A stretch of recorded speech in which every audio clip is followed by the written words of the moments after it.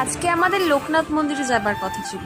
ও বলেছিল যে দুপুর 2টা কি 3টার সময় বের হবে, কিন্তু আমাকে না বলেই মামার বাড়ি চলে গেছিল। সেখান থেকে বলেছিল যে 3টা কি 3:30টার দিকে বের হবে ও, কিন্তু ও আসেনি। রেগে ওর ফোন না তুলে আমি ঘুমিয়ে পড়েছিলাম।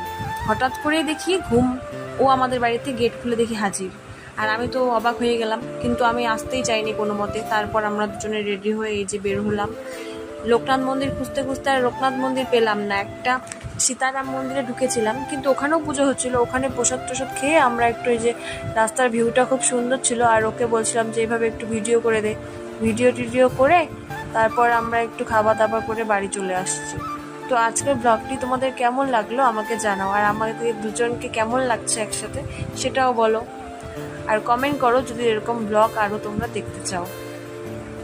শেষে ওর সাথে আমার রাগটা কমলো, কেননা মানে কি দূরে থাকলেই রাগ, আর কাছে আসলে কমেই যায় রাগটা।